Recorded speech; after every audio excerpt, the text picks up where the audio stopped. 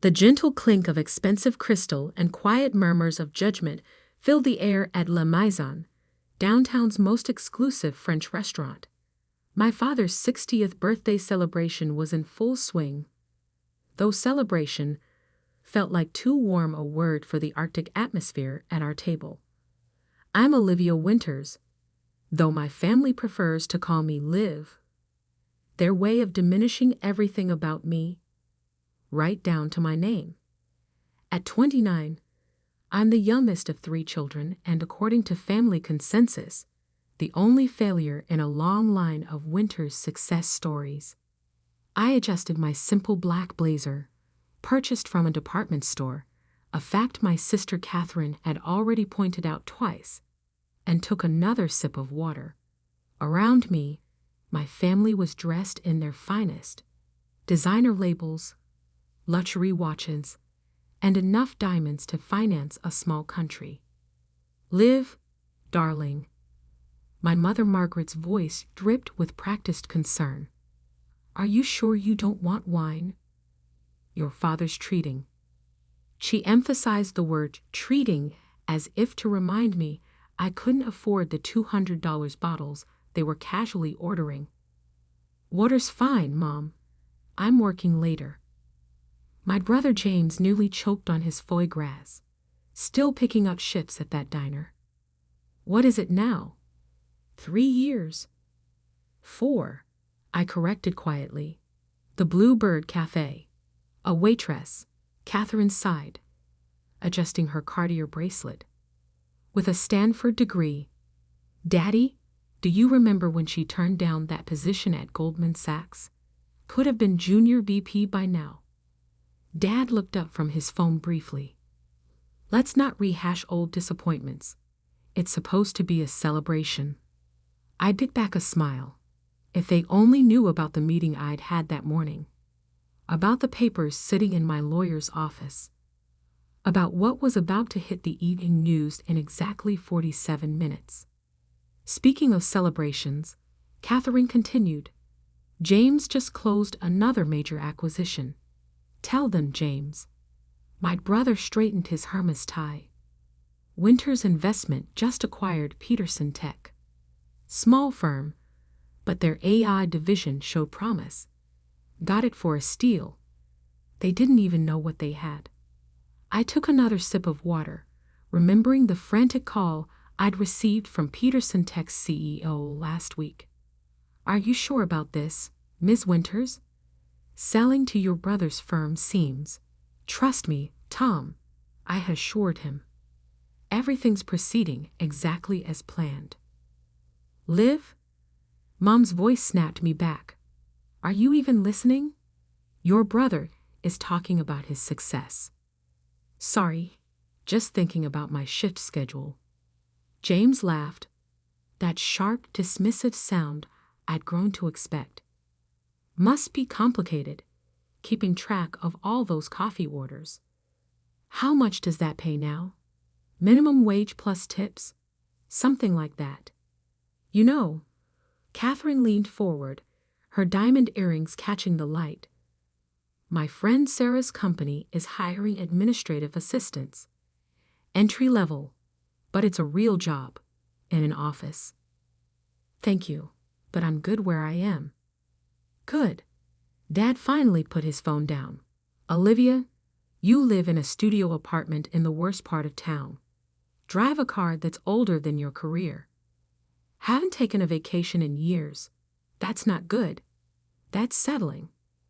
I checked my watch. 32 minutes. We're just worried about you, dear, Mom added. All that potential, just wasted. Even your old professors ask about you. Such a bright student, they say. What happened? What happened was 4 years of careful planning, of building something revolutionary while they were all too busy judging me to notice, of waiting for exactly the right moment to. My phone buzzed. A message from Marcus, my CFO. Stock transfer complete.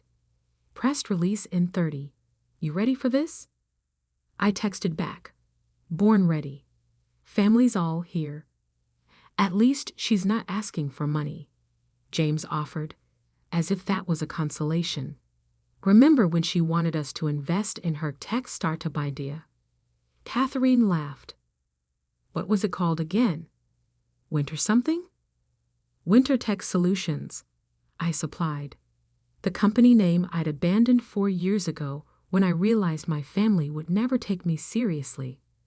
The day I decided to build everything under a different name, a different identity, while maintaining my waitress cover.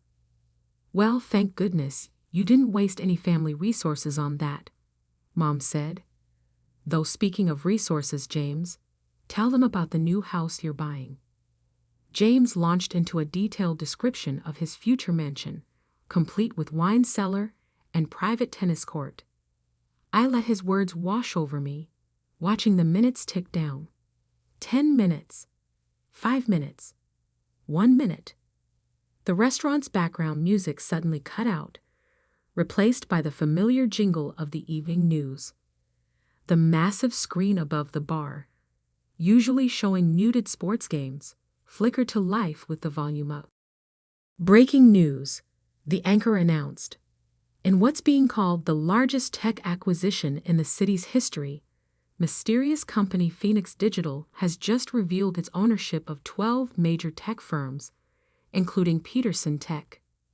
James's fork clattered against his plate. What?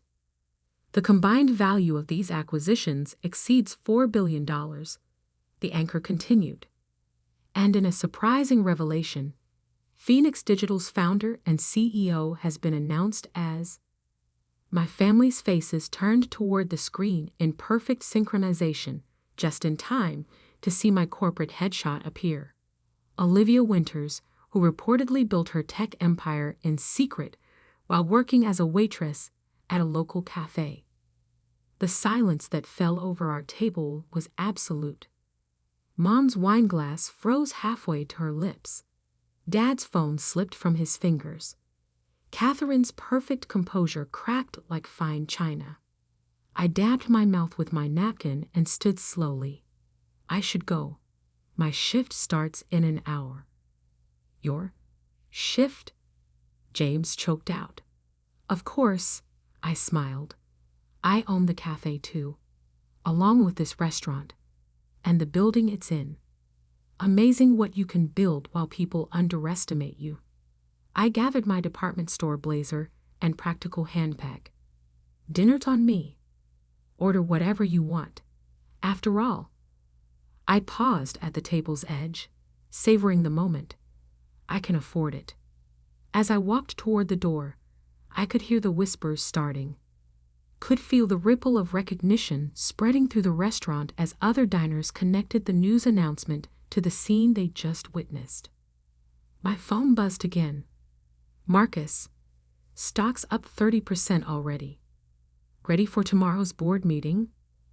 I stepped out into the cool evening air, where my driver waited with a car that definitely wasn't my old Honda. Ready? I texted back. And Marcus? Make sure the boardroom has a good view of my brother's office building, the one I just bought. Because sometimes the best revenge isn't proving people wrong. It's letting them discover exactly how wrong they've been all along. And this was just the beginning. The morning after my father's birthday dinner, I sat in my real office, not the small locker room at the Bluebird Cafe, but the entire top floor of the Phoenix Digital headquarters downtown. Floor-to-ceiling windows offered a panoramic view of the city I'd quietly been reshaping for the past 4 years. My phone hadn't stopped buzzing since last night. 47 missed calls from James, 32 from Katherine, 65 from Dad, 51 from Mom, and exactly 248 text messages, each one more desperate than the last. I scrolled through them while sipping my morning coffee, the same cheap diner blend I'd grown to love during my waitress years. Old habits die hard. James, Olivia, we need to talk. This is insane. Mom, darling, please call us. We're worried. Katherine. Owned he live. Why didn't you tell me? I've been trying to reach Sarah about that assistant job. Dad. Family emergency meeting. 9 a.m. The firm. Be there. I checked my watch. 8:57 a.m. They'd be gathering now in the Winters Investment Partners conference room, probably expecting me to come running at their summons like I used to. Instead, I turned to my laptop and opened the video conference app. At exactly 9 o'clock a.m., I sent them a link. My phone rang immediately. What is this? James's voice was tight with barely controlled rage. If you want to meet, we'll do it my way, I replied calmly. Click the link. One by one, their faces appeared on my screen. Dad at the head of their conference table, looking older than he had last night. Mom beside him, eyes red-rimmed like she hadn't slept. James pacing behind them, and Katherine perched on the edge of her seat, perfectly manicured nails drumming against the mahogany. Why aren't you here in person? Dad demanded. I leaned back in my chair, letting them see the city skyline behind me. I have 3 other meetings this morning. This seemed more efficient. Efficient? James exploded. You've been lying to us for years, playing some twisted game, pretending to be a waitress while building a multi-billion-dollar tech empire, I supplied. And I never lied. You just never asked the right questions. Olivia, Mom started, her voice wobbling. We just don't understand. Why did you let us think? Let us treat you like a failure. I finished for her, like someone beneath you? That's exactly why. I pulled up a document on my screen and shared it. This is a transcript from the family dinner 3 years ago when James announced his promotion to CEO. Would you like me to read your exact words, Dad? He paled slightly. That's not necessary. Thank God James stepped up. I read anyway. He understands what it takes to succeed in this business, unlike some people who just don't have the stomach for real power. Katherine shifted uncomfortably. That was a long time ago. 2 months ago, I continued, switching documents. At Cousin Sarah's wedding, James told everyone I was finding myself through menial labor. Last Christmas, Katherine suggested I might qualify for low-income housing assistance. And just last night, you all sat there assuming I couldn't afford a meal at a restaurant I own. We were worried about you, Mom protested. No, I said quietly. You were comfortable with me failing. It made you feel better about yourselves. I pulled up another document. This one showing a list of acquisitions and their values. While you were pitying me, I was building something extraordinary. Not through family connections or inherited privilege, but through actual innovation and hard work. James snorted. Is that supposed to impress us? Anyone can get lucky with a few tech deals. 12 major acquisitions. I cut in. All prime tech firms.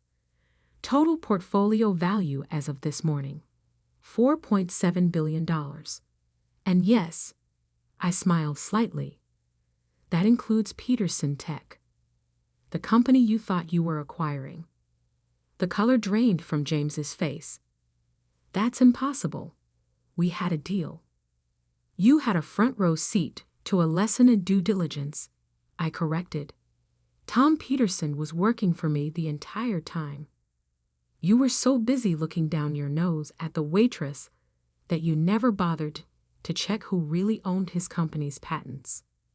Dad leaned forward, and I recognized the look in his eyes. It was the same one he used to give potential business partners, calculating, measuring, looking for an angle. Olivia, he said, his voice taking on that smooth deal-maker tone. Clearly we've underestimated you. But now that we know what you've built, we can work together. Merge Phoenix Digital with Winters Investment. Combine our resources. No. The word hung in the air like a thunderclap. What do you mean, no? Katherine asked, incredulous. I mean, no. I'm not interested in a merger or a partnership or whatever scheme you're already cooking up to get control of what I've built. We're family, Mom pleaded. Family? I laughed softly. Yesterday, I was the embarrassment you've had to explain at parties. Today, I'm family? I pulled up one final document. This is today's schedule for the Winters Investment Building. Your lease expires in 60 days. I won't be renewing it. You can't do that. James shot to his feet. That's been our headquarters for 30 years. Actually, I can, and I am. Consider it a reminder of what happens when you judge people based on appearances. I checked my watch. Now, if you'll excuse me, I have a meeting with the governor about making our city the next major tech hub. A real meeting in person. Olivia, wait. Dad started, but I was already reaching for the disconnect button. Oh, and James, I added, clean out your office by the end of the month. Some of us waitresses might need to mop the floors. I ended the call and sat back, letting out a long breath. My assistant's voice came through the intercom. Ms. Winters, the governor's office is on line 1. I straightened my blazer. Armani now, though they'd never know, and smiled. Put him through. And Sarah? Send a gift basket to the staff at the Bluebird Cafe. They're about to get some very angry visitors. As I picked up the phone, I glanced at the framed photo on my desk. It was from my first day at the cafe. Apron tied, name tag crooked, serving coffee with a smile. The woman who trained me, Betty, had taught me more about people and business than any MBA program ever could. Sometimes, she told me, you have to look up from the bottom to see how high you can really build. I had built higher than my family ever imagined possible, and I was just getting started. The next 2 weeks unfolded exactly as I'd expected. My family, never ones to accept defeat gracefully, launched a campaign to either discredit me or force their way into my success. First came the rumors, whispers in country club lounges about how I must have acquired my fortune through questionable means. After all, how could a waitress build a billion-dollar empire legitimately? I was reviewing acquisition proposals in my office when my assistant Sarah burst through the door. Your sister's here. She doesn't have an appointment. I glanced at the security feed. Katherine stood in the lobby, Hermel's bag clutched like a shield, looking uncomfortable among the young, casually dressed tech employees bustling through our open-concept workspace. Send her up. When she walked in, her eyes widened at my office.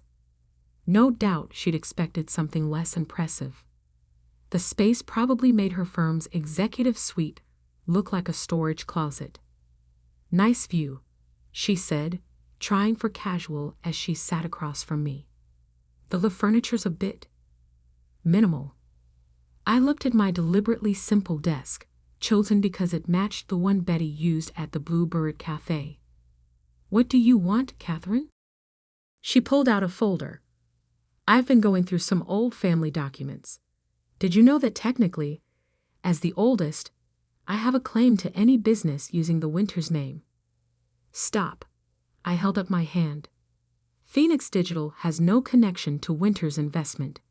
I made sure of that. Her face fell. But surely we could work something out. James is struggling. Dad too. That building was their legacy. No, I corrected. That building was their comfort zone. They're not angry about losing an office. They're angry about losing control. They sent me to offer you a deal, she admitted finally. Of course they did. Let me guess. They'll stop spreading rumors about my business practices if I lease them back their office space. Her silence was answer enough. I turned back to face her. Here's what's going to happen instead. You're going to leave here and tell them that their threats are as ineffective as their business strategy. Then you're going to watch as I acquire the Wilson portfolio next week. Yes, the same one James has been chasing for 2 years. How did you know about Wilson? I smiled. Because I own the building where your firm holds its confidential board meetings. And unlike you, I actually talk to the maintenance staff. They hear everything. Just then my phone buzzed. A text from security. James Winters, attempting to access server room. Right on schedule, I murmured. Excuse me, Katherine. I have to deal with something. Our brother just broke into my building's restricted area, probably looking for evidence of wrongdoing. Her face paled. How did you? Cameras everywhere. Would you like to join me? It should be enlightening. We took my private elevator down. When the doors opened, we found James being detained by 2 security guards, both former Blue Bird Cafe employees I'd promoted. Looking for something? I asked calmly.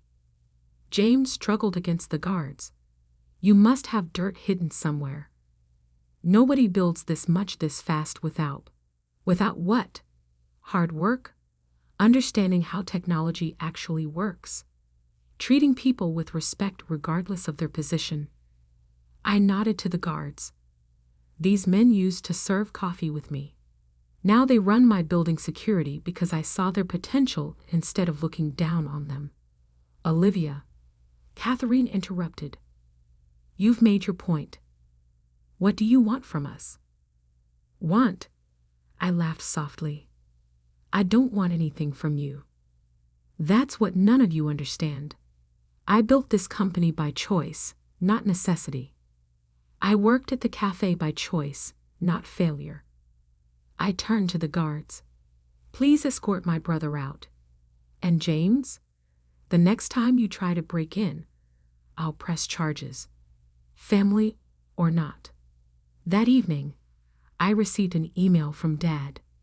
Olivia, your mother and I have been doing some reflection. Perhaps we were wrong about your choices.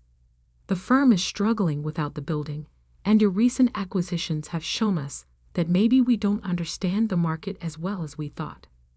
I'd like to have dinner. Just us. No business talk, no deals, just a father trying to understand his daughter. Dad, I stared at the message for a long time, remembering all the dinners where they'd looked through me. All the times they dismissed my ideas. All the moments they chose prestige over understanding. Finally, I replied, Dad, dinner is fine, but not at La Maison. Meet me at the Blue Bird Cafe. It's where the real work happens, where real people build real things. If you want to understand me, start by understanding them. Come alone. No James, no Katherine, no hidden agendas. Olivia. The next evening, I sat in my usual booth at the Blue Bird, nursing a cup of coffee. The door chimed, and Dad walked in, looking completely out of place in his bespoke suit. The regular customers. Workers ending their shifts, students with laptops, families on budgets. Looked up briefly before returning to their meals. Dad slid into the booth, clearly uncomfortable. Interesting choice of venue. This is where I learned my most valuable lessons about business, I said. Not at Stanford, not at the firm. Here, listening to people who actually build things. He picked up the laminated menu, probably the first non-fine dining menu he'd touched in decades. I don't understand why you did it this way. Why not just tell us? Would you have listened? Or would you have tried to control it, shape it into your version of success? He was quiet for a long moment. We thought we were protecting you. No, I said firmly. You thought you were protecting your image of what success should look like. You never asked what I wanted to build. Betty came over, still working the evening shift by choice, though she now owned shares in both the cafe and Phoenix Digital. The usual, Olivia? She asked with a warm smile. Thanks, Betty. How's Michael doing at MIT? Top of his class, she beamed. Those scholarships you arranged really helped. After she left, Dad stared at me. You know their names, their stories. I know everyone's names, their stories, their potential. That's why I succeeded where you and James failed. You see buildings as assets. I see them as communities. Dad looked around the cafe with new eyes, finally seeing what I'd seen years ago. Teach me, he said suddenly. I raised an eyebrow. Teach you what? Not about business, not about real estate. Teach me how to see what you see.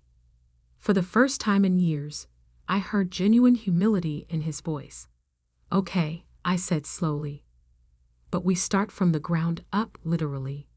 Tomorrow morning, 5:00 a.m. Meet me at the Blue Bird. Wear comfortable shoes. What are we doing at 5:00 a.m.? I smiled. Making coffee, serving people. Learning that success isn't just about what you own. It's about what you build and who you build it with. As we finished our coffee, I noticed Betty bringing over a piece of pie, my usual end-of-shift order. Add his to my tab, Dad said quickly, reaching for his wallet. No need, Betty replied. Olivia owns the place, has for 3 years. Never changed a thing except to make sure we all had health insurance and a stake in the business. Dad set down his fork, finally understanding. I hadn't just built buildings. I'd built relationships, trust, and communities. I'm sorry, he said quietly, for not seeing you. Really seeing you. I know, I replied. That's why tomorrow we start with open eyes. As we left the cafe, Dad looked up at the skyline, my skyline. You know, he said thoughtfully, I never really looked up from my office until now. I smiled. Sometimes you have to start at the bottom to truly understand the view from the top. The next morning, when Dad arrived at the Blue Bird at 5:00 a.m., he found me already there in my old apron, helping Betty open for the day. The look of surprise on his face was priceless, but the lesson was clear. True power isn't about titles or corner offices. It's about understanding every level of what you build, respecting everyone who helps build it, and never forgetting where you started. Even now, years later, I still keep my old Bluebird Cafe apron hanging in my office, not as a reminder of where I came from, but as a reminder of who I really am. Someone who built success from the ground up. Because sometimes the greatest revenge isn't proving people wrong. It's becoming so undeniably right that they have no choice but to see it for themselves. And as I watched my father tie on an apron for the first time in his life, I knew that some lessons are best learned over a cup of coffee and a slice of humble pie.